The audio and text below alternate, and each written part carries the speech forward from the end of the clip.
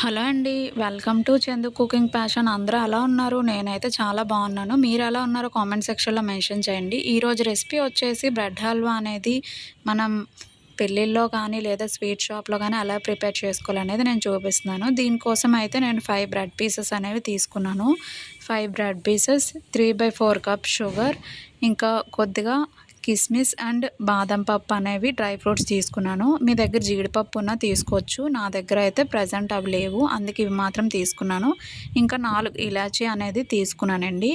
మొత్తాన్ని తీసుకొని పక్కన పెట్టుకొని మరో పక్క మనం 5 బ్రెడ్ పీసెస్ అనేవి స్లైడ్స్ అనేవి నేను ఏ విధంగా కట్ చేస్తున్నానో ఆ విధంగా కట్ చేసుకొని ఒక్కొక్క బ్రెడ్ అనేది నేనైతే 2 పీసెస్ మాత్రం కట్ చేసుకున్నాను. మీకు వీలైతే 4 పీసెస్ అయినా కట్ చేసుకోవచ్చు. మొత్తం తీసుకున్న బ్రెడ్స్ అనేవి ఈ విధంగా స్లైడ్స్ అనేవి కట్ చేసుకొని పక్కన పెట్టుకోవాలి. పక్కన పెట్టుకొని నేను ముందుగా మీకు చూపించిన ఇలాచీ అనేది పౌడర్ చేసుకొని పక్కన పెట్టుకొని హాఫ్ గ్లాస్ మిల్క్ అనేది కూడా తీసుకోవాలి. మొత్తాన్ని ఐటమ్స్ అనేవి పక్కన పెట్టుకొని మరో పక్క స్టవ్ ఆన్ చేసి సఫిషియంట్ ఆయిల్ అనేది యాడ్ చేసుకొని అందులో ముందుగా కట్ చేసుకున్న బ్రెడ్ స్లైసెస్ అనేవి యాడ్ చేసుకొని మీడియం ఫ్లేమ్లో మాత్రమే డీప్ ఫ్రై చేసుకోవాలండి. మరీ హై ఫ్లేమ్లో పెట్టుకుంటే బ్రెడ్ పీసెస్ అనేవి మనకి కలర్ అనేది మాడిపోయి టేస్ట్ కూడా మనకి హల్వా అనేది చాలా చేదుగా అనేది వచ్చేస్తుంది. అందుకని మీడియం ఫ్లేమ్లో మాత్రమే ఈ విధంగా గోల్డెన్ కలర్లో వచ్చేంత విధంగా ఫ్రై చేసుకొని ఒక ప్లేట్లోకి సర్వ్ చేసుకోవాలి.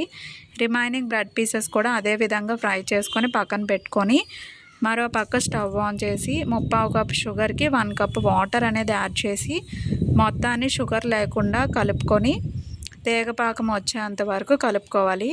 కలుపుకున్న తర్వాత ముందుగా ఫ్రై చేసుకున్న బ్రెడ్ పీసెస్ అనేవి ఇందులో యాడ్ చేసుకొని మనకి బ్రెడ్స్ అనేవి మెత్తపడేంత వరకు మనం బాగా వాటిని కొంచెం చిన్న చిన్న పీసెస్ కింద కట్ చేసుకొని కలుపుతూ ఉండాలండి.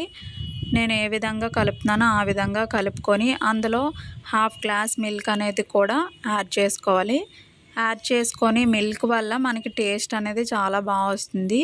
ఎవరికైనా నచ్చితే మిల్క్ అనేది యాడ్ చేసుకోవచ్చు, లేదంటే ఆప్షనల్. మిల్క్ యాడ్ చేసుకొని మొత్తాన్ని కలుపుకొని అందులో 2 ఆర్ 3 స్పూన్స్ నెయ్యి అనేది యాడ్ చేసుకోవాలండి. నెయ్యి అనేది మనకి ఎక్కువగా యాడ్ చేసుకుంటే టేస్ట్ అనేది అంత బాగుంటుంది.